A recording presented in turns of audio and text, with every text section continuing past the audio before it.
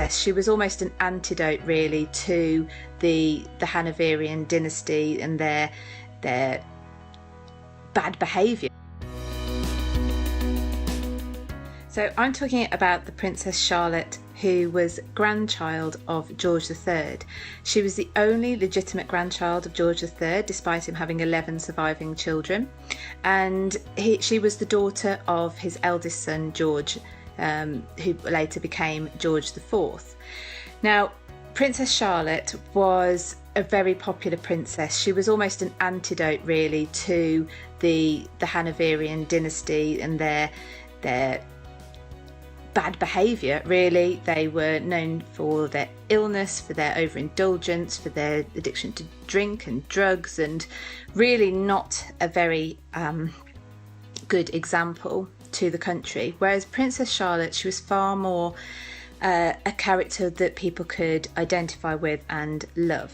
Now, we forget about Princess Charlotte. I was actually looking through some of my books now to try and find a photograph for you, photograph of her portrait for you to show you, and she's just absent in the books. And her life and her death was so significant because it led to the birth of Victoria. Victoria, who became Queen Victoria, may not have even been born had it not have been for the death of Charlotte, because when Charlotte died, she, being the only legitimate heir of George III, spurred a rather almost ridiculous race to produce an heir within the rest of George III's children.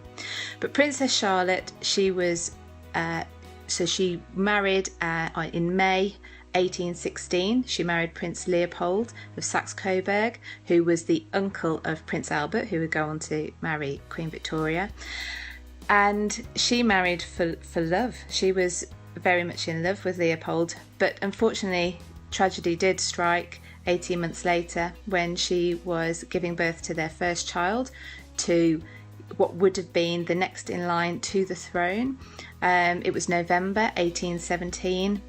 It was an extremely long labour, and the boy was eventually born dead, and she quickly became ill herself and died shortly afterwards. The male midwife who attended her, in fact, committed suicide within about, I think it was 3 months of her death. So much was the guilt he felt for allowing the heir, or second in line to the throne, and what would have been the next in line to the throne to die. And the public mourning for her was massive. It was equivalent to what we saw for Princess Diana 20 years ago. And so for Princess Charlotte to be unknown, to many the way she is like Diana being forgotten in the next 100, 200 years, which we probably find unfathomable at the moment. But there were commemorative items created and sold. People wanted to remember their princess, and it was a huge grief, proper public grief, unlike anything that had been seen before, and probably between her and the passing of Diana 20 years ago. There are quite a few similarities between the two women. So Princess Charlotte was such a significant figure, mainly because she died. But if you go to St George's Chapel in Windsor, you will see the most amazing memorial to her. The tomb is made of white marble. There's a shrouded figure of a woman lying down. The mourners are all shrouded, you can't see their faces, and there are two angels, one carrying the stillborn child, looking up to Charlotte as she ascends to heaven, and she is buried there at St George's Chapel with her son at her feet. And it's really poignant tomb to stand near. Even if you didn't know that story, you can grasp from the tomb that this was an extremely well loved lady and one who was missed greatly.